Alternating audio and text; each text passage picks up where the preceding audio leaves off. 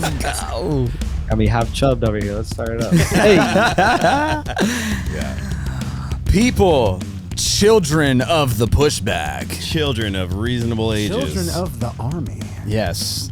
Full disclosure, this show is rated NC-13 or whatever. I don't know. NC-14. What is 13? There's 13, 14, Is it 12. 17? It's NC. I don't know. NC-17. Yeah. What does NC stand for? No clue. Yeah, no. Hey. Oh man, we are back, and this is kind of a bittersweet episode. I'm very pumped because we're 2 episodes out. We have this episode that we're doing, and then we're doing an epic-sode, might be like a 2-part talking about Vesk with all kinds of the Vesk dudes. That's going to be our finale for season 1. Did you just say epic-sode? Epic with a C in the middle? Epic-sode? Yo, how have I gone all these years and never heard that? You heard it here first, everybody. Pushback Army. That's cool. Coining Epic-sode. phrases. Now I want to watch it Yeah. instantly. Yeah. Amazing. Continue, The please, episode is the finale of season 1. We're going to take a little bit of a break, do some original content. So this is bittersweet, but also like it's summertime. Like we're in Ohio. Like we don't get all season riding like you homies out in Cali. So That's why you should move to Cali.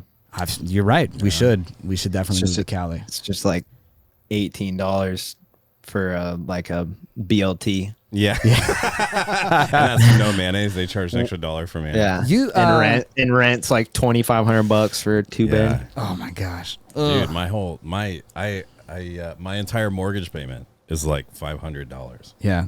I pay. Shut Dude, the fuck up. Maybe you should come here. Yeah. You should come to Ohio. Shit. bro, Dude. I'm rocking Oh on. my I'm rocking on like half an acre with a 1,800 square foot house, and my house is like $215 a month, or something like that. my God, that's even Wait, good. $215? Yeah, I only paid like $50,000 for my house. Like, What the fuck, yo? I heard about this shit. That's crazy. yes. What? Yeah, are I've always you, lived in Louisville. So everywhere I've lived has been expensive places to live. The town I grew up in, like when my parents bought their crib, this will tie into our origin story later, but when my parents bought their crib, it was like 40, 50 racks, similar to yours. Now it's worth 400, 500. That's guesstimation. That's pre-appraisal. Because the area yeah. popped and then got rated a few years in a row best place in the U.S. to raise a family. Nice. And so now the it's no property longer value just rocketed. best And then I went to place. college in a ski resort town. So that place was just Where at? astronomical. Where'd you go to college? Steamboat Springs. Okay. But I was an RA in college, so I finessed that shit. Got free rent and free food. Yes, sir. Nice. That's how I became a freaking content creator. Otherwise, I probably wouldn't have been able to launch my freelance career. Yeah. That was a good move in my chess game. But rent. Continue. Sorry, we just sidetracked hard. We talk. Yeah. Well, no, it's great to talk about those. Where you from, man? I honestly, I'll just take that and loop it around. Like, I want to talk a little bit about how Bodhi got into Onewheel. Like, how'd you get into Onewheel, man? Like, where's the start of this? It's a pretty simple story. Yeah. It's a fun one. I feel like I've told it a lot of times at this point. It's a great story. So it starts with me kick flipping out of my mom's vagina. Yeah. Yep. Bolts that shit. Yeah, nah, Did you land I'm playing, steez? but- every day, dude. After bang and all, right? After bang was an instinct for me, dog. But I was born to a hippie loving mom, and a shredder dad who was like pushing me around the house on a skateboard before I knew like what my name was or could think.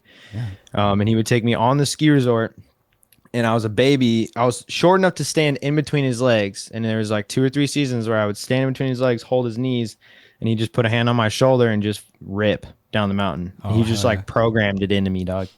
And so I've always been a shredder my whole life. My dad and I drove to Wyoming from Colorado every weekend for a whole winter to save up.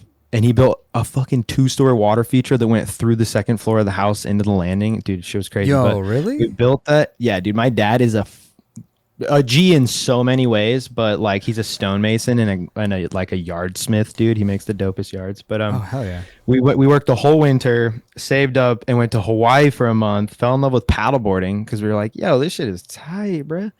Came back, we're doing it on lakes. Super boring. That's why I have a paddle in my arm. Super boring. Then we find out about whitewater stand-up paddleboarding, doing it on the rivers, river surfing, downriver stand-up paddleboarding. We got way into that shit, my dad and I.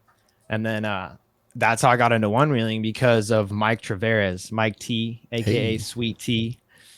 He's now a sales rep for them. He was one of the early adopters and then like early kind of like unofficial team rider type shit. He was in the XR commercial with me. The pamphlet on the XR, when you open up the XR, then there's that like sweet skinny little booklet. That picture on the front is Mike T. That's Mike's shred godfather. There's a picture of me and Mike T shredding together in the kitchen of the Future Motion headquarters, like office. Mike T's one of the most rad, just genuine, sweet dudes ever. Is he on Insta? Yeah, his Instagram's River Shred. River Shred. All right, I gotta make sure I remember that one. Dope That's AF. dope Yeah. as hell. Shout out Mike T, bro. I owe a lot to this dude. So the way it all went down is my dad was told about this festival called Paddle Fest in Buena Vista. I think is the correct pronunciation. Everyone says Buena Vista. But Buena Vista, it's like southern Colorado off 285, the Arkansas River. He was coaching snowboarding at this small resort just outside of town, and this person was like, yo, you guys got a paddleboard? Like, you should check out Paddle Fest. It was 3 hours away. And so for me, I'm like a little bit skate rat at this point, like pretty shitty. Like I was, not the Bodhi I am today, but my dad's like, yo, we're gonna drive 3 hours to go to this like Paddle Fest in this like little mountain town. I'm like, what, dude? What the like I really didn't want to go. And he kind of dragged me there. And we show up and we look over. We like kind of pass through town. It's kind of popping in town. We're like, okay, we keep going towards the river. We park. We look over the edge down the staircase that goes right to the staircase wave in Buena Vista. And we see Brittany Parker fucking surfing the river. Just in place. There's a standing wave in the river. And she's just ripping in a dry suit because it's cold as hell. That Paddle Fest is this weekend. This past weekend was really? Paddle Fest. All right. So it's this time of year. It's pretty fucking cold, and we're like, what? And that weekend we just got into it. We found the gear. We took a clinic with Mike T. Mike T was doing a river surfing beginner clinic. We took our first ever clinic with Mike T. Mike T taught us how to get in the wave and shit. Taught us about how to swim down the river. The whole nine came from Mike T. Then flash forward like 1 or 2 years, he pulls up to Paddle Fest on a one wheel. And, of course, I'm going to look at that thing and just nut. What is what you give me like this? Is this like, dude, this is 2016. Okay. So, cause One Wheel launched like 2014, right? That's like, well, their Kickstarter, they right. Started pushing boards out the door, like I think mid to late 2015. Okay. If I'm not mistaken. Somewhere that's V1 board. We're not in plus yet. That's right? V1 dog. Shout out to my V1. You're pretty folks. young at this point, right? Like, yeah, I'm 23, bro. I'm still a baby. So back then, okay. I was like, you got to be young. I mean, I'm not doing math. 16. Yeah, 16. Probably. Okay. 16, 17. I was 16, 17 because I'm always a year older than the year it is. So, yeah. So Mike T pulled up on a one wheel, and I had to have one, but they were $1,500. And then I talked to my boss at the time. I worked at this paddleboard rental shop. I talked my boss into becoming a dealer so I could get a board for $1,300. And then I wrote up a contract on like notebook paper or something to my dad, being like, I'll pay you back in 3 months. I was like, $1,300, 3 months. I was working a job, didn't have to pay rent. Like it was no problem. I just couldn't slam it down right at that time. So that went well. Ended up paying him back. Got the wheel, and really the rest is history, bro. I showed up to the first like real race for the rail. Missed the race because I was river surfing down the street in Glenwood. Pulled up. It's like, oh fuck, I missed the race because the wave was bang that day. Ooh. And pulled up. But there's this whole course, all these berms and shit. And so as soon as I got the one wheel, because I grew up a shredder, skating, snowboarding, doing that stuff, as soon as I got on the board, first things revert, shove, dropping down something, bouncing off stuff, doing bonks, bollies.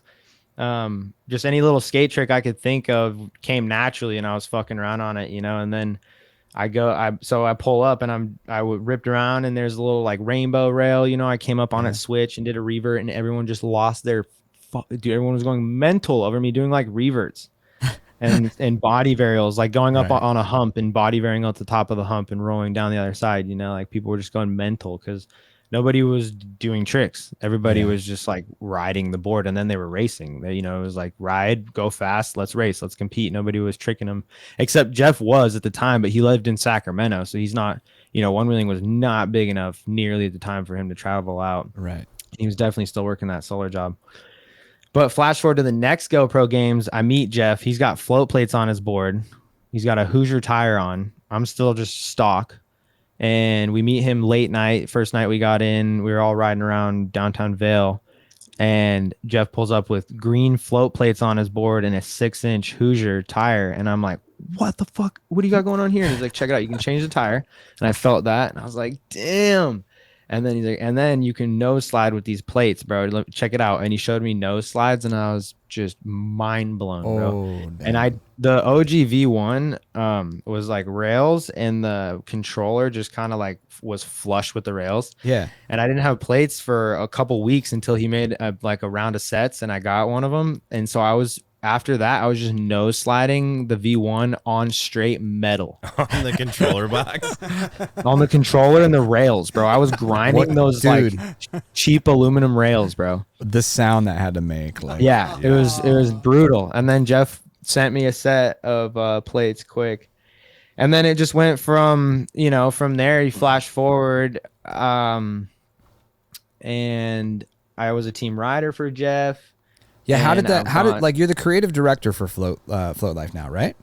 Technically, my title is marketing director. Marketing director. Okay. But it's definitely way more creative director-y. For sure. So how did that come about? Like in the timeline of things, like did you team ride first, and then like you just synergy started happening?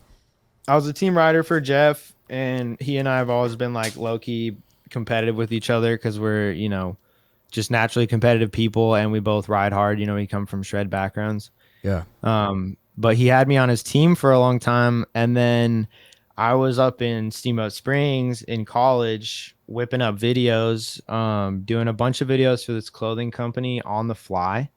These 3 Jamaican dudes, fucking so rad, and like one homie's girl and their little brother, like they're the coolest crew, and they like put me on early and just hit me up all the time for videos and gave me like consistent work and took me all over the place. They took me to New York on a trip. They took me down to the Front Range all the time to go shoot like models in Denver and shit. And I just always make videos for them. And I got in with this like Finnish carpenter dude. So I was doing some like real estate shit. And then I was doing a bunch of volunteer creation for Skate Church too.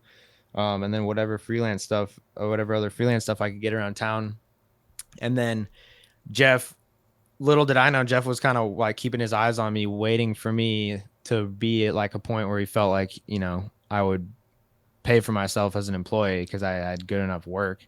And I went to school for 2 years, and the degree I studied under was ski and snowboard business. It was associates in ski and snowboard business. That is, if I was going to graduate from college, that would be the one fucking thing I'd want to graduate with. Well, and they're changing it. I think they're trying to change it to extreme sports business because that's really it. It's just like you take a lot of the same classes, but it's just like the examples are shredding, and so just for sure makes more sense and sets you up a little better. Dude, shredding, a degree in shredding. This man has a degree in shredding. How to shred and make money from it. I'm not that old. And when I was in college, there was no such thing. Like, I make websites for a living. That's like my job, and that wasn't a degree yet.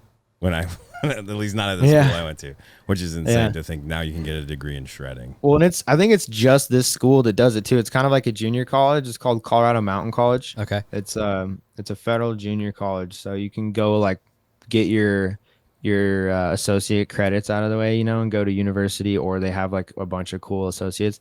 But what I did is like, even that associates program, I looked at it and there was hella classes where I was like, I don't need this shit, bro. And I knew I wasn't going to college to hand somebody a degree and be like, look, I remembered all the tests and passed and I got this degree. It was like, I wanted to learn. I just wanted to soak up information.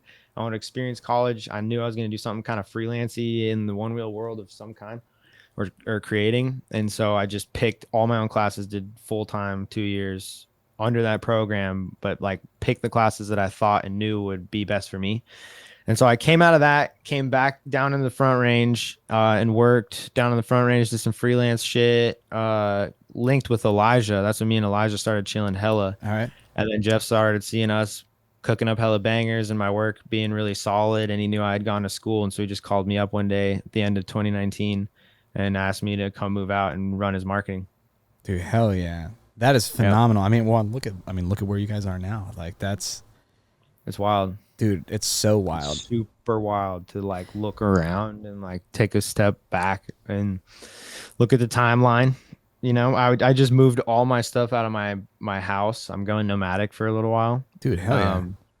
Cut down a bunch of shit, kept a tiny bit of stuff there. Got the rest of it packed into my office and just like reminiscing, the old days going, reliving that era, so much from that era, like old memories, little totes and race tags and little things like that, bro. It's crazy like what's happened in the last few years. And then me coming out here and being dedicated marketing and then COVID happening at the same time. Yeah. Just like exploded us and just gave us this like, I was going to say, COVID for you guys would have been similar to us. Like, so I launched a event company. I launched an event company at the beginning of 2020. Ooh. And so I watched, like everything was in place. And then I watched a year and a half of contracts disappear basically overnight. It's like, well, what the fuck am I going to do? And then that's how we got into live stream and video, because people started hitting me up over and over again because they knew everybody's got to stream their shit. Yeah, everyone knew that we needed live streaming. And I was like, well, yeah, sure. I build these systems for my church or whatever. Like, totally, I'll help you guys out. And then it took off, and so Soundfall became a video and live stream and you do this for your church? Yeah, yep. So I'm the technical director. I build out all the LED video wall, the projectors, the video systems, the audio stuff, and I do it for multiple churches now. But yeah, you're down with Jesus and you volunteer. Do you volunteer? Absolutely, sir. Absolutely. Dude. My man. That's what's up. Yes. I probably shouldn't cheers that, but my mom. Yeah. So my parents, dude, it's so funny. My mom's like crazy. Be prideful, you know what I'm saying? Right. My mom's crazy. Like, they comes from like a crazy religious background. Like my dad's, probably got alcoholic issues or whatever. And yeah. So like she would like commenting on something. They were talking about alcohol or whatever. Like, my mom's like, I always come back to the question, like, would I sit down and have a beer with Jesus? And I'm just like, hell yeah, I'd have a beer with Jesus. Like, me and Jesus be chilling. Like, let's get it. What you for? IPAs? I got a couple questions. I only got a couple, dude. Yeah. Just like one or two. And then I'd be like, oh, okay, cool. I fucking knew it. Yeah, right? Everything else, I feel like I've figured out pretty well. Dude, hell yeah. It's about love. Absolutely. It's about love. But I totally lost my train of thought where I was heading with that. Oh, tech equipment, concerts, 2020, the world shut down. Yeah. I moved out here. I turned 21 right when I moved out here, and I'm like, new city, new life, dream job. Yeah. I'm 21. World shut off. Oh, yeah. Every bar closed down. I was like, damn. And I never did the fake ID thing or anything. I like wanted to save it until I was actually 21 and like really fucking do it. But it's good because now I'm just not even drinking. I've really been diving in spiritually the last like year, and in the last few months, I've like just lost my appetite for alcohol. That's good, dude. And I'm like craving, clarity and presence and peace, and like getting off the substance roller coaster. For sure, dude. It's got to be better. Which I did with alcohol, but I've got a couple other little things I gotta kind of detox from a little bit. Couple of hang-ups. It's challenging. I quit for a while and then I had kids and I was like, well, dude, good old Mary Jane is one of the best anxiety relievers, man. For me, I quit smoking cigarettes and it just got weird. Yeah. So, yeah. I think there's a lot of substances that are like when used properly are fine. And you know, it's just exploring different states of mind, or jumping into quickly being able to jump into the same like vibe as another person or group of people. But I'm trying to be a little more aware myself of like abuse of such things, for sure. 100%. And yeah, dude, microdoses are phenomenal, dude. Microdosing can be really good for some people. Yeah, microdosing mushies was really incredible. Dude, that was I don't know, it's just a very mental clear state, and I was like completely in control of myself. I was like, wow, this is interesting. I mean, it's connecting parts of your brain that aren't usually connected, so it's just that's pretty cool. But on the Onewheel topic, like COVID 2020, like obviously Onewheel sales, they blew the fuck up. Like, so I'm assuming for Float Life as well. Curious about that. Yeah, no, we cranked because I mean, it's like we're American. We're in this, we've been like tuned into this cog of wanting stuff and getting stuff and buying stuff and needing stuff, and we're just in the capitalist hamster wheel. So as soon as everything shut down and people weren't able to go to the bar and people weren't like going shopping as much and like doing that whole thing, everyone just had money to spend, and all they were doing was riding their Onewheel, right? Playing video games, riding the Onewheel, hanging out with family, like trying to figure out what the fuck's going on in the beginning there, and so like people were just like refreshing their Onewheels, buying a bunch of product, and then that gave us a bunch of money, so we were like, let's make this, let's make this, let's make this. And that's what really like gave us the traction to like do what we've done over the last little while.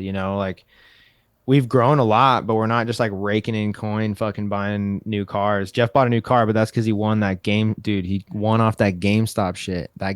The GameStop bought Jeff a car, bruh. No shit. Straight up. Yeah, straight up. But now we reinvest hella, and making one product just leads to being able to make another to another to another, So it's COVID definitely like popped us off pretty good. That's solid. Well, it's so cool though, because you guys are. And we also got the PPP. Yeah. Oh, okay. So yeah, you definitely made some like. I wasn't. Yeah, my business wasn't at that point where we could like take on PPP. I didn't have straight employees, but dude, you guys are. You guys are like us. You're for the community, by the community style brand, right? So it's so cool to see when somebody like you guys get some income in your hands, like. The creative juices, the shit can start flow, and you're like, oh wow, we could develop this thing now because like people supported us, people backed us. Like you guys are an insane fucking brand. Like, okay, so like I messaged customer support about a Kush high pad, right? I was like, hey, after Oak City, like the middle of my pad just cracked, so it had this like weird hump in it. What? Like, yeah, dude, it's odd. Like the rubber in the middle, like just straight up crack. I could feel this weird bump in the center of my pad. Fuck. So I was like, I don't know what the fuck this is about. I've never heard of that. It was so weird. I don't know if like maybe one of my screws got tightened and like pulled it or something. It could just be a bad like bit of urethane. It's like it's a mixture. It could have just been like a shitty section, right? Potentially or something. So that's crazy. Yeah, but you guys, I'm like, yo, I hit you up. Brandon was like, I got you, dog. Dude, he got me. And then not only that, he sends me like a bunch of you guys' new summer swag, right? I get the cup. I get like, I was like, whoa. Like, and that's what speaks into the brand itself, right? And it's phenomenal. Dude, it's all Brandon. Brandon puts the brand in brand. Oh, dude, that guy is such a freaking backbone of Float Life. Like, he does not get enough recognition because he's super shy and will not be in any of our videos. Really? But dude, that guy runs all the orders and all the customer service by himself. Bro. That's crazy. He comes in every Monday at 5 a.m., sometimes 4, just hammering it out every time, staying on top of shit. Every time we drop a new product and it like hits hard, he just gets flooded and he just nails it, bro. He's just so like chill and nice to everybody still through it all, just dealing with customers and orders and all of it. Like, Brandon's the fucking man. I tell him all the time he's the backbone of Float Life. I want to make a graphic of him, Atlas, like how he's like holding up the planet. Oh, yeah. It's gonna be Brandon holding up the Float logo. Oh shit, I love that, dude. That was right. Sweet. When COVID happened, that's when I got a Onewheel. Much like tons. You're of a COVID wheeler. I'm a COVID wheeler. I mean, it was a little bit later. You probably can't read it backwards, but that's the sticky note for that graphic idea. Dude, I read it. Yeah, the TFL logo. Brandon, dude, that's epic. Dude, you obviously probably already know that like your brand is well respected and well loved. But last year in the summertime is when I got my first Onewheel, and I didn't know anything about anything.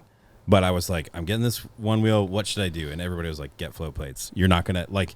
I used to skateboard a lot, and they're like, you're not gonna be able to ride this without nose sliding it. So get float plates. I'm like, what the fuck is a float plate? And they're like, oh, dude, come here, check this out. You know. And then they showed me like everything you guys do, and of course I got float plates, and just got another set put on. You know, it's just but like I was struck by, and I said this I think in one of our other episodes, but I ordered something from you guys and got the handwritten note on the like packing slip. I was like, this is fucking awesome. Like, I know there's like 8 dudes sitting around making this thing work, and it was Jeff. It's like it said, you know. Oh, you like, got a Jeffy. I got a Jeffy, yeah. And I was like, dude, this is the right. This is the community, and this brand. There's a reason why you guys are one of the top, like. Brands in the industry, but anyway, just love what you guys are doing. Man. Just wanted to say that. I mean, it's genuine. It's just love. Like that's the root of it, and it's like, it's not us. You know, we've been given the task of keeping the fire aflame. You know, but it's really, it's really just like we just love one-wheeling. Yeah. You know, and this group of people that. It gets bigger and bigger and stays super chill. This community, as we call it, has just always been so dope and so rad. And and Jeff's just always keeps having these sick ideas of making the one wheel better. And I think that's part of it. Is like, I think everybody knows we're not just like here to make money. You know, this isn't about our hustle or our grind. It's like we could make so much other shit for one wheels. Absolutely. And make money off of it and like do the, figure out every which way you can decorate your board and this and that and this and the other. But it's like, we want to get the community stoked. We want to come out with innovative products, fun drip, and just have a good time. Cause we love one-wheeling and we love the community. And like, that's really it. And it's so rad that we get to kind of steer the ship, dude, a little bit, but it's epic. Well, you guys, you leave an example, right? I mean, for us, like, dude, we're 6 months into this thing with the Pushback podcast. Like, this is all out of love and just like, hey, we're going to get together and drink and talk about one wheels anyway. Why don't we just like record it with some nice equipment? Yeah. And then being like, dude, you know what? I'd love to chat with like the Bodhis of the world. I bet other people would like to listen to my fat piggy ass talk to somebody like that. Like just. I was so pumped when I first saw you guys' podcast pop up because, dude, we've been talking about doing one forever, but we got so much going, and it's really like everybody's nervous to do it. Yeah. The more podcasts I do, the more excited I get about it. But like, we're at this like barrier with the podcasting that hopefully we'll get over soon. But like, when I saw you guys' shit pop up and the quality and the conversations you were having and having Ori on there and doing the guests and shit, I was like, yes. Yeah, right. The nine club of one-wheeling. Like that's really what I was going for. Everything I watch, I dig. I like you guys' show, man. When you guys, I think it was you guys that posted us on your like TV, like. Yeah, you guys were watching it on the big screens. I was like, holy shit! Whoa. Like this is happening. It's us. Yeah. Damn. Either this community is smaller than I thought, or people really needed something like this. Yeah. So I mean, everything we do, right? It's all for like progression and the love of just riding one wheels, the community, the progression. Yeah. And I want to talk. Yeah, dude, the stoke. And we want to get more people into it. All of us do. Like, that's why we pour our time and our heart and energy and soul into it. But I want to, I want to talk about, because we got to meet you a couple weekends ago at Oak City Shredfest, right?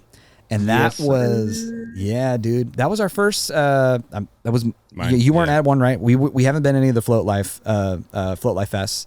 We haven't. That was your guys' first one wheel fest. Yeah, that was our first one wheel festival. The first one. Sick. Yeah, it was really fun. So you guys set up a whole ass booth at your first one wheel fest. Came in swinging, dog. Go big or go home, right? I was like, well, if I'm gonna get my kids packed up and come down here, like I'm gonna. It's not like I'm winning that race, so I might as well get the word out. How do you think, like, I want to talk a little bit about, like, how you thought Oak City went, and then also how Dirt Surfers went, right? Because Dirt Surfers this year, I've just, dude, like, it was... The footage from Dirt Surfers makes me want to go to that so bad, yeah. So... Dude, I almost got smoked. Yeah. I almost got debilitated. Let's talk about this a little bit. Okay, so, let's talk Oak City Shredfest first. that shit was rad. Big shout out to Josh and Justin and Shaman and Diamond and all the homies. Yeah, dude. From the Oak City crew. They put together a really sick event. And it was good, man. It was like, I felt like it was a good flow. You know, we had a little bit of drizzly rain to break things up, but not too bad where boards were dropping off and it kept the dust down. And I don't, you know, it was a really fun weekend. They had like a really good balance of chilling and racing and doing some freestyle.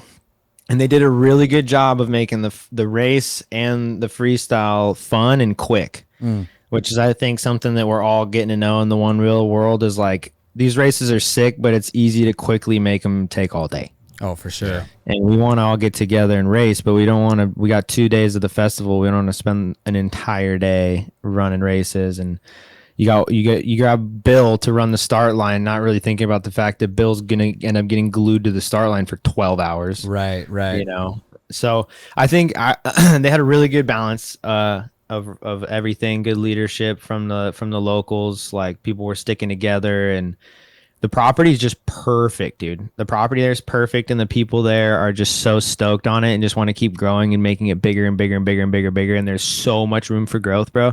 That place, dude, I honestly see Oak City Shredfest being like a fucking Coachella Onewheel event where there's like 5,000 people just everywhere. There's enough and the float room tracks for it. just like There's big. room. Yeah, I mean, room. yeah, they could definitely make it happen. Wicked room, dude. But so Oak City was dope. I got third in qualifiers. Yeah. I ran qualifiers a bit stiff pretty early. It was just like, fuck it, let me throw it on a time real fast, because it was like, if you qualified the day before the actual start day, you could have like a mulligan. That's how they did it. They're like, if you do it today and you fall, you can. Sorry, I keep messing with my hair. They're like, if you do it today and you fall, you can restart. And so I did one, set a good time down. Was gonna do one the next day, but then just didn't. So I ended up third in the qualifiers. And sorry, my buddy Aaron Hooper's calling me. If you want to help my buddy that just broke his femur. Oh, my buddy just broke his femur. Go to the link in my bio on Instagram. Donate some money to him. He's got like $100,000 hospital bill he's got to pay or something crazy. How did he break his femur? Skating. Well, was he just on a Hall of Meat? Did they post his video? Did they? Dude, there was somebody on Hall of Meat that, oh my gosh, like he was ollieing a stair, like a 3 or 4 stair. Dude, oh no, I don't think that was him then. He broke his femur, and it was, I mean, I like graphic warning. Yeah, like, dude, that channel is awesome and gnarly and gross. I remember watching somebody. Nah, I don't think he got Hall of Meated. That would suck. What were we talking about before? I don't know. Oak City, yeah. Coachella. We were talking about Oak City, Coachella, 5,000 peeps, and then your homie called.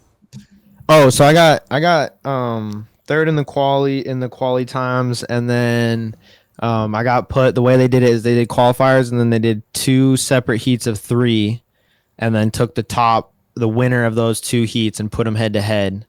And Joshua Ledford got the whole shot on me, and he just freaking laced the course top to bottom, made no mistakes. I couldn't pass. We were originally going to do like the lap and then this like secondary lap we built, and that was where all the passing was going to be able to go down. But then it rained a bit, kind of heavy before the race, and they were worried it would be too muddy back there, so we just did 2 laps on the front. And there's not a ton of opportunity to pass, and Ledford's just wicked fast, and his board was just fully kitted to the tits, and he's been riding a ton, and he's just nailed the whole line the whole way. I was on his tail, I couldn't get him, and then he fell at the end. I don't know if you guys saw that video. Yeah, that was a pretty epic ending. But so he got me, and then he went against Sam Crawford. Is it Crawford? No, Sam Acock. Sorry, okay. Sam Acock. Sam Crawford was my young life leader in high school. Shout out Sam Crawford. Shout out Sam Crawford, my G. That dude was so chill, man. Shout out my young life leaders for letting me show up, dude. Damn. Dude, yeah, and then you got first. Oh yeah, so then that was great. Ended up being able to film a little bit. The live stream went pretty well. The guy that ran the live stream was heavy-handed with the advertisements, but other than that, it was pretty good. And so that was tight. Then we went straight to Arkansas, got delayed a day because our flight got delayed by weather. Made it to Eureka Springs, went right into just like prepping and riding, getting warmed up. Back at Oak City too, you did first at the trick comp too, right? Oh yeah, I didn't even talk about that. Yeah, I won the trick comp. That shit was tight. That first run, dude, was my best trick comp run ever. It was just started it off with that body varial, just got me so stoked. That was so just sick. Put me right in the zone, dude. I think I sent you the link. We got some pretty baller footage. I mean, TFL I'm excited to look at those clips. Yeah. You did send me the link, right? Yep. Yeah, you're not gonna be able to download it all at once with you're gonna have to definitely not. But yeah, I gotta watch that shit. I've been busy, bro. Oh, but dude, yeah, I feel it. So the trick comp went real good. Kept my title, dude. I've only lost 2 trick competitions ever to Jeff and Jesse. Jesse just recently beat me in San Diego. That was tight. I love losing races because it's always my friends that beat me. Yeah. And I thought I would dislike losing a trick comp because I hated losing it when Jeff beat me because back in the day, he and I were so competitive. Yeah. And it was the only time they ever did a race for the rail trophy for a trick comp. They only ever did 2 trick comps, and one of them had a Rofi. That's right. I gotta tell them about that. A rail trophy. They should dub that. Yeah, and he got me. But losing to Jesse was so sick because Jesse like moved out to the U.S. from not to the, he was in the U.S. He moved out to the mainland from Hawaii to be a pro one-wheeler. Like that's his dream, is to do like what we're doing, and hit the events, make the videos, cruise, do the damn thing. And he's been doing that, and watching him, like having him beat me at the trick comp and just hammer down and throw down was so sick. And it was just the same as the races. Losing was dope. But yeah, then off to Arkansas. Yeah, so we go to dirt surfers. We're in Arkansas. Sweet trails. You don't want to go down on them because they're sharp. At the Great Passion Play, which is this like magical piece of land that was bought up by the Smith family, the Smiths. Shout out the Smiths. If people have seen that giant Jesus statue, that's the Great Passion Play. They have this whole like stage where they do a whole like Bible story play thing, and it's a thing that like happen. It's one of those like weekly show things, and like most of the people that are in the show live on the property, and it's on this mountain, and there's a giant Jesus statue. There's a couple little like areas that look like old Jerusalem, with like lambs and fucking llamas and all that. Yeah. And then this big stage, this big giant statue of Jesus, and then just the sickest trails, just the dopest trails, just going down this whole mountain that just like have service roads all back up, and you just lap. And so we cruised out there. As soon as you get to that place, you just feel the energy. It's like in Percy Jackson when he walks into like, you walk through that like like fucking force field thing, and you're just like, oh, I'm here. Heck yeah. So that was dope. We had a great time. I rode the GT with the Enduro. I had a feeling XR was the board because it was a lot of downhill, and the XR has a lot more downhill control for sure. But we all had one board for the trip, and I chose GT Enduro because I really wanted a GT Enduro to win that race. And it was the wrong board choice, and I just didn't lace it. I ended up in 6th. I was like 30 seconds behind first place, or like 28 seconds behind first place or something, which is like kind of a lot. I went down 3 times though, so like that, if I didn't go down, I might have been way closer to the top. I didn't go down last year when I won, but I got 6, which was it's chill. It was good. It was the fastest GT time with no fins. Floaty smoked my time, but he had fins on, so I was pretty stoked to be the fastest finless GT. But the podium was 2 XRs and a flight fin GT. And then we did the tech line challenge, which Nick Payne approached me that he wanted to do, and he wanted me to run it. And he was like, no, you know what? I know your ass is way too busy, so I'm going to have Dave run this. So he hit Dave up, and they came together. And basically the vision is like a natural selection of one-wheeling kind of deal, like my beef with freestyle one-wheeling right now is that it doesn't to a one wheeler, it looks cool because you know how hard it is, right? But to your average viewer or Dude, especially a skater, so we talk about that or so BMX often. or it's like what like these. It looks like we're doing like a demo for like elementary schoolers. Like I don't. We got the curbs in the parking lot with the ramps and stuff, which is sick, you know, and it's I hope nobody gets offended by this, but it's like it's immature. It doesn't look extreme. It doesn't look gnarly. You know, you have to ride the board. If you showed it to the producers of X Games to be like, hey, we want to make this a national competition, like what the fuck is this? No way. That was literally so we need to make it gnarlier. And into it.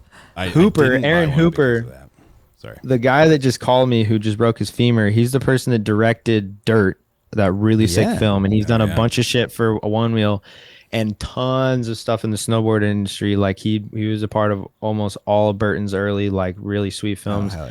And he had the vision for Dirt, and he's like this is what you guys need to be doing. Like this, if you want this shit to look cool and like be extreme and really get like big brands involved and big numbers of people into it and get in the X Games and have, you know, freestyle, because racing is just going to be one wheel racing. It's going to be dope forever. And that's like, that shit's tight. And we all know that has a bright and sustainable future. But freestyle, it's like that could go like rollerblading, you know, freestyle one. So Hooper kind of had that OG vision, and he wants to do a similar event, I think, too. But dude, that's dope. I was gonna ask Cooper you, had the vision for Dirt, but like that's where we need to go for freestyle, bro. If we want to like really push it and we want to make it look big and gnarly and cool, we got to go find those little sections, those little rock drops, and like build in features like wake style. You know, they show up with a kicker and a winch to hit a feature. It's like show up with a little bolly rock and like a little ramp in one area, and you can like make a little hip. You know, those little session zones, and then at those events, if we can find those session zones that have like 3, 4, 5 of those zones, and it's on comp. Let's go, boom, and you can hit it. But I think that's what makes it look like whoa big. But we all have a lot of ways to go. Like that jump I did was big, but like I should be doing a 180 or a body varial. Dude, that shit was crazy. You know. Crazy, but it's also like crazy to the one wheel community. Yeah, you know what I mean? Like, we talk about it all the time, but still, that's like the biggest thing I've ever seen. Dude, it was fucking wild, dude. When you did that, I was like, holy shit! Look at that big spider. Oh, dude, that's dope. I got up in the air on that one. Like I just was at the top, and I was just like praying. And I was like, God, please protect me. Just move this sport through me. Like use me to evolve this sport. Let's get it. And then I was just like, for the culture, like dropped in. And dude, when I went off that ramp and saw how high I was and saw the landing, I was just like, oh, I just processed how high it was, and I knew I just had to fully commit to the landing and just fight that board down. Shit, dude. Was that was on the GT as well? No, I was gonna say, holy shit. That was on the XR with the lifter varial setup. So they're the center steez varial that's just like lifts the board like a 1/4 inch or something, just this light lift. It was so good for that session. Dude, that was absolutely the most gnarly thing. It was so gnarly. What do you think? Like this brings a good question. This is something that's kind of been on my mind, right? Like I always think to the future of things and like how it's happening. Like, how do you think? Like, there's no real. Like, there's not a lot of crazy sanctioning to be like, hey, you're a one wheel pro, or like there, like, what do you see? None. Yeah, right. And like, so you look at pro skating, right? Like, there's, like, it's obviously had 30 years to evolve. Who do you see like starting to take lead and charge in that to like sanction? Like, what defines a pro? Like, anyone can just put I'm a pro one wheeler in my Instagram account and like do some dope shit, and that, like. Where do you think, where do you think the sanctioning comes in? How do you think that comes about? Like, and how do you think those categories happen?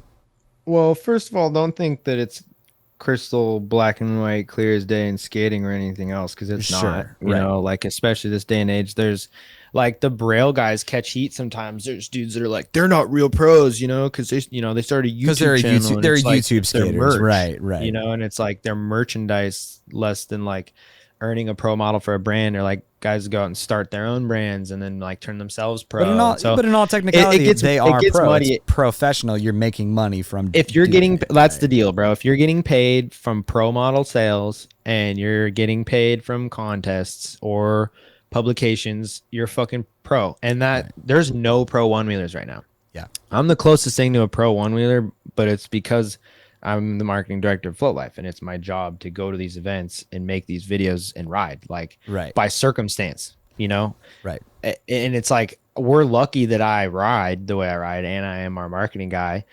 But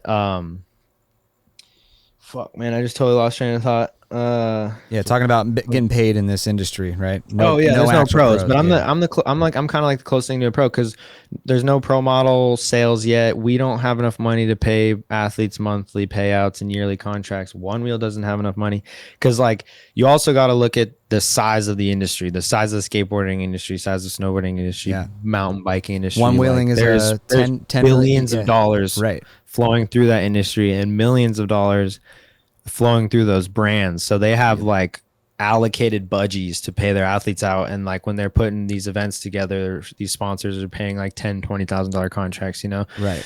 So people are getting paid up. But that in progression 100% will happen in Onewheeling, right? Because freestyle is going to get gnarlier, racing is going to get broadcasted bigger and badder, and continue to get gnarly. Also, I have ideas for pro model products. We're going to start doing some pro model stuff with some of our athletes, and so that'll create kind of like semi-pro homies, because like I want, you know, foot pads, stuff like that, maybe even tires, like personalization kind of shit you can do.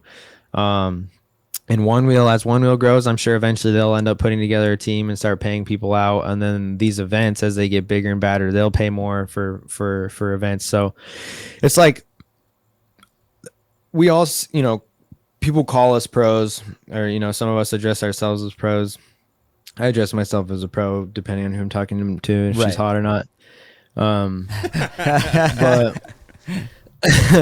That's all, but you have to be cautious. But we're all doing the thing. That almost like that's saying, the thing is, like, we're doing the thing. Like, if there was pros, we're pros. You know, we're the ones like hitting these events, going to races, making videos. We just all the brand. We all own the brands. Right. We're all running the key players, the passion players in the industry. And like, exactly. So, pro Onewheeling that's been my mission. You know, other than to continue to spread the message of my savior, my role model, my superhero, Jesus, which is to love everybody, have fun, and create things, to spread that message. And then to oh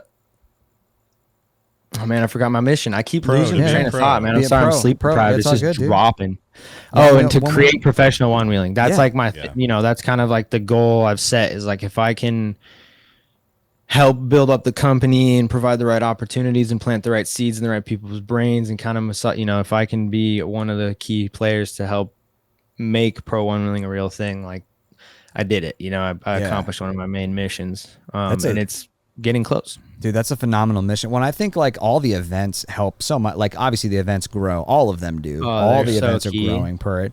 We've got a little something up our sleeves that we're looking at for summer of 23. Oh, This is some off-camera conversations, but dude. I mean, like, those are little things that all it makes a difference. It gives, you know, that energy, the exposure, the more footage that gets done. Like, I mean, you know, we come in and try to donate as much time we can. Adding legitimacy to the sport, like I'm a professional one-wheel enthusiast. Yeah. I invented that for myself. But the thing is it takes people like me who are never going to be pro riders, but I feel the stoke, right? And I want to share the stoke. And like, there are people, we have a little tiny town here, and there's like almost 20 riders in town now. You know what I mean? Like, we're just like, hell yeah. Like, it's so rad. I mean, this is I think it's going to be like a household thing before too long, you know? Like how everybody has a bike, but most bikes are around the price of a Onewheel. If you're getting a nice bike.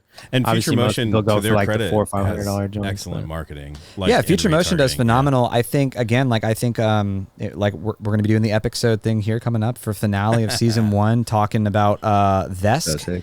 I've got lots of people who have been playing with the Vesk. Like, this is still an advanced thing, but one of the things I've said from the beginning is, like, you know, if Onewheel wants to progress, like, it needs competition. It needs it's Mac versus PC, right? It's the same damn Samsung battle. versus like, Apple, if all eyes are on one company, there's just going to be politics and drama and a bunch of bullshit. Right. So the format of one wheel board, like, and I can't put UCs in the same category as one wheel. It's not a board. It's more like BMX. Yeah. I can't categorize that in the same, even though it's one wheel. So I think it's like skiing to snowboarding. Exactly.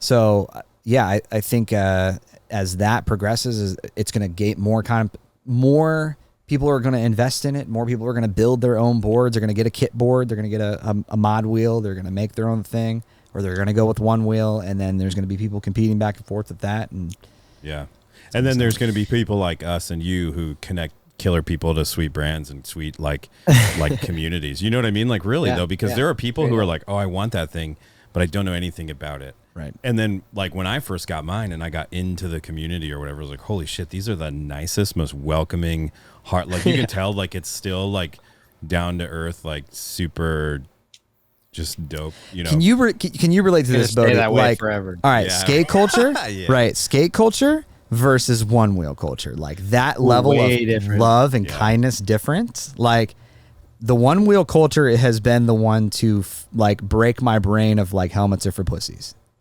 Yeah. Right. I like dude, I helmet up all the do you know what I mean? The total opposite, bro. It's so funny. Yeah. I wonder, but I mean, I think it's just because like skating was born in the era of like mostly shit talking and kind of gnarlier, and it was more of like a punk niche outskirt. Like most skaters back in the day got bullied and got called names and got beat up and stuff, and like it. So it's had a longer life and has developed more culture. So there's like there's a ton of skateboarders that are just like one wheelers. For sure. They're like 100% loveliness, but the overall skate culture is definitely very like judgmental, clicky, competitive, kind of biker gangy tribal, with the brands and stuff. Very tribal. Yeah. Surfing's even worse, bro. Surfing's gnarly, bro. The localism in surfing, and then also surfing's just blown out right now, bro. Anywhere you go in California that's like a good surf break on a day with swell is just like a zoo, dude. Surfing's toasted. Surfing got Craigslisted. Straight up, dude. Yeah, I think there's such a big, wonderful future for one wheeling, especially when I think the core of its like core proponents right now are people like Float Life and Craft and Ride, and all these people who are just like fucking awesome people. Yeah, who are still willing to handwrite a note and come in at 5 a.m. to fill orders. You know what I mean? Like just like real humans that ride one wheels. Yeah, and give a fuck about other humans, which is the best part. Like, yeah, we like other humans a lot around here. It's all about sharing and not about keeping anything secret. Yeah. Like skateboarding is like, we got a spot and I'm not telling a soul about it. And we're going to film it. We're going to put it out on the next thing. And I think there's a fine balance. I think it's more of like a delicate leadership with anyone you get the opportunity to, and a loving acceptance of anybody to do, what they want within the sport. But I think, certain surf spots and shred spots and spots get blown out because, somebody gets into the sport early on. They never had like an old head kind of mentor. They go somewhere and they make a vlog about it and they post a vlog on YouTube, and next thing you know, they're getting like death threats in their fucking inbox because they're like, like, how do you blew out our spot? You don't know, everybody know where that, and like, which I get, I did that once. I blew out a river surfing spot a little bit with a video and got reprimanded by the locals. Well deserved, because I there's a one shot like in the flick that shows the name of like where it's at. Yeah, but I definitely can understand that too. But I feel like one wheeling specifically is such a versatile. It's not a spot thing. You don't it's need like a special spot in the river. It's an anywhere thing. You don't need a swell. Well, that's the magic of one wheel. That's why what makes one wheeling is the accessibility. Yeah, shovel some dirt into a hump and just slash it for hours. Yes. And like make your own bonk out of literally fucking anything. And just you don't need snow in a ski lift. You just don't need access to a power. Swell in the right tide. Yeah. You don't need a skate park or good asphalt. The only thing you need is to save up. You need to buy about 23 skateboard completes to make sure you've got yourself right there. Yeah. I think that is the thing that also is potentially holding back professional one wheeling, is that's cost prohibitive. Yeah. If you fucking break that's thing, it. Like, that's the problem. Yeah. Like, and especially when you talk about the progression of the sport, and you talk about, why am I the only one boosting off that jump? Because I'm the only one with Jeff fixing my boards.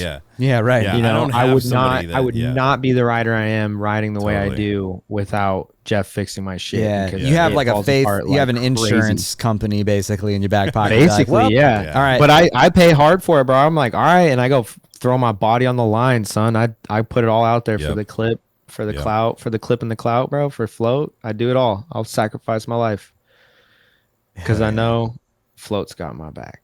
Hey, it's like one of those things, there's all those old sage wisdoms and hermetic teachings of like, devote yourself deeply to what you do, or, do all you do unto the glory of God, like that kind of stuff, Yeah. My job is to push this brand. So I give it everything, bro. Yeah, 7 days a week. I haven't had a proper vacation in over a year.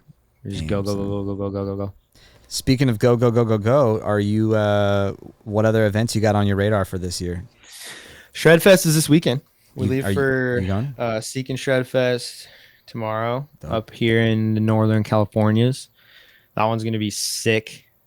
And then, shout out Jen and Manuel and Neil and Carissa and Austin and Mercedes and Brandon and all Lars and Dave and all the homies that help out the Seek and Shred family. That's just gonna be tight. They focus more like music festival. Their focus is music, and then they come in and make sure the Onewheeling's dialed. And this year they built a really sick freestyle park, like right next to where everybody's chilling, camping. Yeah, that you can just lap. You can hike it, or here's like a loop lap. You can just sesh.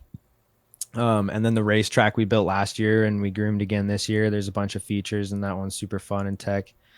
So that one's going to be real fun. And that's basically it. We'll probably end up sending a guy or two to Wheel Scorcher and Flow Life Fest, just for Justin, because we love the homie. Yeah. And we got to go kick it with the East Coast homies and show some love. But we did too many events last year, and we just ended up burnt out with a bunch of recap videos. And we're like, all right, this year let's do 3 events and film trips, and let's do Oak City Shredfest, Dirt Surfers, and Shredfest. Is everybody down? Okay, yeah, cool. We'll wait for them to release the schedules. Yeah. Flash forward, schedules released. They're all within 4 weeks of each other. 2 weeks it goes apart, yeah. Oak City straight to Dirt Surfers, Gap Week straight to Shredfest. We're like, really? Out of the 3 we picked, it's they're right. They're fucking right there. Back to back, yeah. Yeah, craziness. Damn. But so there's that, and then really just want to get out filming. Once Hooper figures out his femur dealio, we're gonna start filming for the sequel to Dirt. Okay. Hell yeah. Nice. Get back out on those handrails, actually conquer them bitches. Yeah. Look at this. I look at this every single day. Woo! All right. Yeah. I wake up to that shit. It's like a movie, dude. Straight up, I look at him like, all right. You've mentally prepared yourself. Like you hit it. Yeah. That's like one of those ones that like once you've done it, like there's no even like smile or anything after. Like you just knew it. Like you know it. that'll be glorious. We just need to fix the in-run a little bit, and we're dialed. Dude, hell yeah. We just needed a little more time, like building that spot out last time, but it's cool. Like the narrative, it's gonna, we'll be able to tell a really good narrative with it. And it was still a good inspo piece. People are pumped. Hell yeah. So this one's gonna be cool. Dude, dope. Dude, so rad. Sweet, but yeah, man. Then after that, it's just people want us to come to Miami. I've heard Austin. For what? Just come Stoke? chill and film. Yeah, just okay. Chill and film. Pull up, do a group ride, film some shit, hang out. Float Life's gonna buy a toy hauler.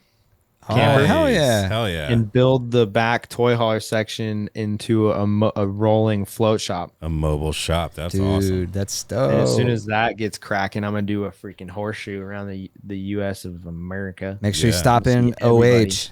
Yeah. Oh yeah. IO. Make sure you. We've got you with the podcast, boy. Yeah. Oh yeah, I'll be right there with you, bud. Oh yeah. Oh yeah. Like oddly to We're the not side. that far north. Pretty close. We're though. not that Pretty far close, north. though. Yeah. We share a border with Canada, but there's also Dude, a lake in there. You'll get so, to come up. You can come ride with Travis's trails. We put in some sick features this year. We put in the what do we call it? The Golden Great Bridge. The Golden Great Bridge. Bunch of these old like industrial shelves that he turned into a giant bridge. It's like 6.5 feet tall and like 80 feet wide, and there's like a drop off the other side, so you can either roll down it like a normal person who respects their body and their future, like me, and then if you're Ori Rush, you can just fucking fly off the thing onto a down ramp. Yeah, dude, Ori's gnarly, bro. Ori's insane, definitely like on my top 3 list of favorite one-wheelers to watch, bro. He goes, he's like, I love the fact that I get to go film with Ori as much as I do. Like, I get him out because he doesn't get out and get footage that much. And I'm like, bro, we need to get you out and get footage. We gotta get the bangers. We got to get the bangers. GTS, dude. Yes. Watching that dude too. This winter, because it's always shut down up here. We rolled around in Travis's shop. He's got a mechanic's shop, and he opens it up. It's like a 3-car garage, and we throw a bunch of like concrete, like cinder or concrete curbs in there, and like some quarters and stuff. Like just watching Ori, even in that environment, watching Ori just fuck some stuff up, and you're like, oh, I guess I could have jumped off that. I had never thought of that. Like it's like, oh, you're just so gnarly that you're gonna do these things that I would never. He's got that aggression. That's our job, bro. We have to inspire the people, bro. Dude, well, but that's a double-edged sword. When you do something and then somebody gets pumped and then they go do it and they get hurt. Yeah, and then you feel like that was my fault. Yeah. Like, oh damn, I'm so sorry. Yeah. Just start wearing a shirt that says "I'm not liable." Homie. Yeah, dude. I got to get that for filming because you'll be like, I'll be filming somebody and they'll land it. It's way the worst when they actually land it. You could be like, yo, just one more, like you almost got it, but it's way worse when they land it. Yeah, and you fuck the clip up a little bit, and you're like, yo, you got one more. Hey, by the way, I'm gonna need you to try that again for a couple hours. They're looking like, why aren't you? Why aren't you as stoked? And then they slam. Yeah. Oh, dude, because they would not have hit that try if you didn't blow the shot and ask them to do it again. Yeah, the filmer's guilt is real in that exact scenario right there. Totally. And I'm an empath AF, dude. So I'm like, I'm so sorry. Yeah, but hey, it's part of the game. The yin has to yang. Yeah, absolutely, dude. The Tao is in motion. Well, homie, I don't want to hold you up too much more because I know you're sleep deprived. But we're gonna have Bodhi back on, man. So season 2 of Pushback, man, we got some really cool things. Got a lot of stuff coming up. We got a lot of dope stuff in the works. Obviously, we got to take a little bit of breather to get some things caught up. To ride our Onewheels. Yeah, we need a ride to remember what that's like. We can't just sit here and you got to take those little breaks so it doesn't get redundant and shitty and monotonous. Well, it's like people tiresome. We started out with a weekly episode. I'm like, this is good, but I'm like it's such a long podcast for one. Like we're long format, we're open discussion, like going through. I'm like, I don't think the One Wheel community is ready for a weekly this yet. Like, and neither is my entire life. The weekly stuff, people aren't munching it content like every weekly thing we've done. Just like every time. Just, right. And we all have like 2 other jobs other than this too. So it's like and then families. He and I have families, so it's like. I want to see them, and also I like my one wheel. So I rode 40 miles this last weekend, and it was amazing. Hell yeah! Just on the street doing jack shit, just rolling, man. It was so sweet. It's like just cruising. Good time. Yeah, we hit Tahoe this weekend, bro. We just had like a mostly soul sesh, tiny bit of filming. Yeah, that shit was nice. Dude. Tell you what. And like just getting the little reminder that there's like a part of life that's worth living even when you don't have a camera on you. Yeah. And, dude, I don't know if this is like for you, buddy, because I know you film, right? You're a videographer, especially like in the freelance side of things. I hate like bringing my camera with me on family things. Like I do this professionally for a living. I do it all the time. And I'm like, I don't even want to take a picture on my phone right now. Like, or if I do, I want it to be on Snapchat or something stupid that's like, you just want to live it. I just want to live right now. I don't want to have my camera out because then my brain's like, the angle's not right. Like, the shot's not good. Let's move this over here. Let's do this. Trying to get your kids to line up for something and like, can everybody not? Okay, this one's throwing up. This one's crying. This one's smiling. Like that's why I'm never having kids, bro. Dude, it's bro. Yeah, but I don't know. Yeah, I think for me, bro, I like the whole reason I do photography and videography is because I've got like a demigod amount of RAM here, but no storage. Oh yeah, I got you. Not a storage, my dog. I don't remember anything. So photos and videos are really special to me, and like capturing moments means a lot to me. So like I try to bring my camera everywhere, but sometimes I just don't end up grabbing it because I'm having too much fun, or I don't want to carry my bag around because my bag's usually, you know, like 40 pounds because I got to have all the got to be ready to GTS. You know, I can't you can't have my bag without a couple lens options, some NDs. It's like, oh, we'll get the 16 to 35. Well, make sure you get the 24 to 70 and just in case. But you never know if you want to slap the little top grip on so you get low. Exactly. I don't know, you know. But yeah, I'm here and there, and it's funny too because it's like for guys like us, we do it for work too. So you're just shooting more media. You know, like most of that stuff never gets touched or even seen again. But I used to trip on that and let it stress me out, but then I realized that like I'm a shooter. You know, I love editing and like I'm also an editor, but like shooting, GTSing, getting a shot, capturing a moment, hearing that sound, looking at the screen, like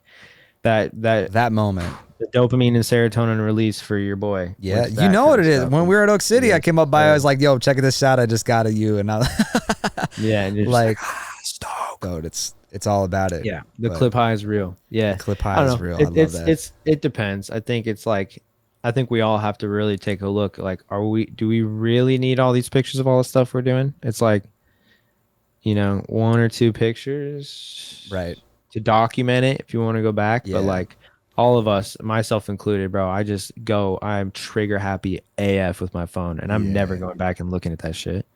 I feel that, but I will one day. I know I will one day. Probably. My wife, she does this now with like Time Hop, or like Apple's or iPhone does it now, where they'll go back in dates they and give you the little it's like an AI edit. Yeah, those basically. are cool. I like those. I've thought about literally just pulling my phone out and just starting to literally just like document in whatever way I'm there, like the most trashy way, low light, high light. Siri does with it. Yeah, like just seeing like what happens a year from now. Be like, oh yeah, Siri's editing bay. Yeah, like just leave it on my phone and see what happens. I've thought about just documenting it, and then you go back like, why not? On this day, June 7th, and it was like, oh wow, I did that there. Why did I do that? Like, I just watched one of those this morning that popped up on my iPad of our Hawaii trip. Yeah.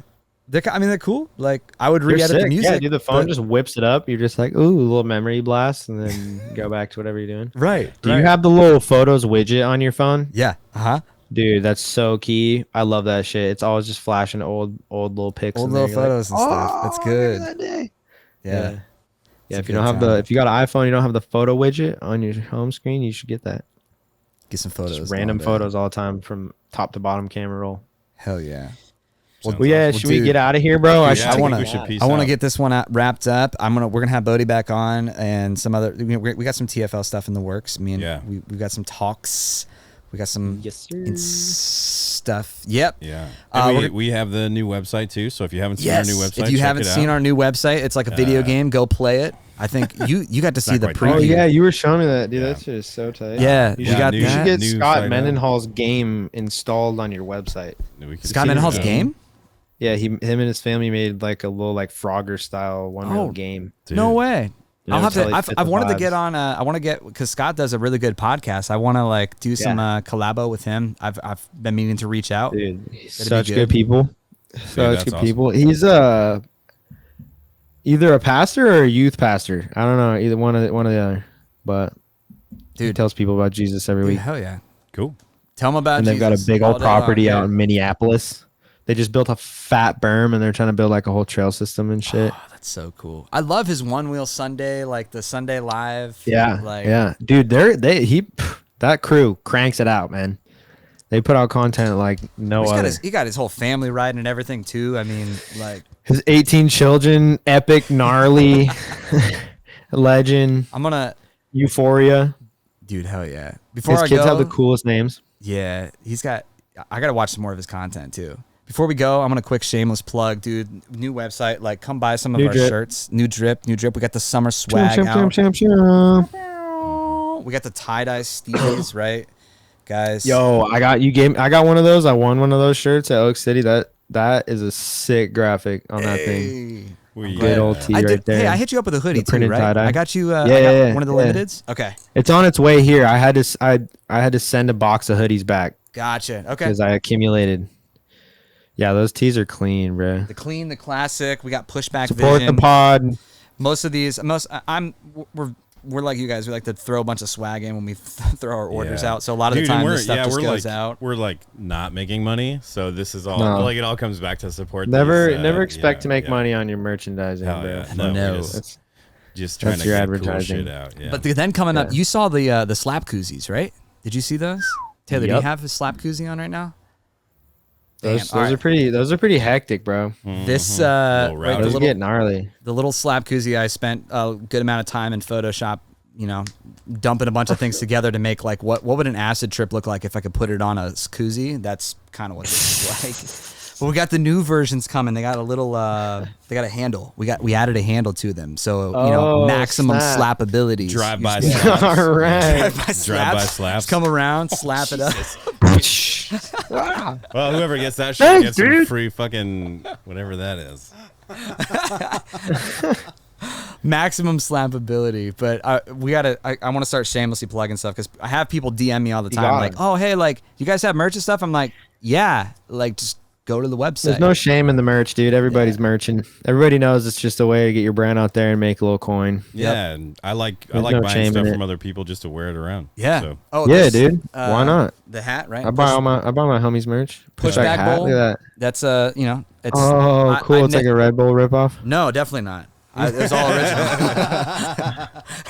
Original idea. All OG. Yeah, I'm only sending this one out to pro one wheelers actually, because that's that's how Red Bull does it. Yeah. And Bodhi has to agree that you're a pro.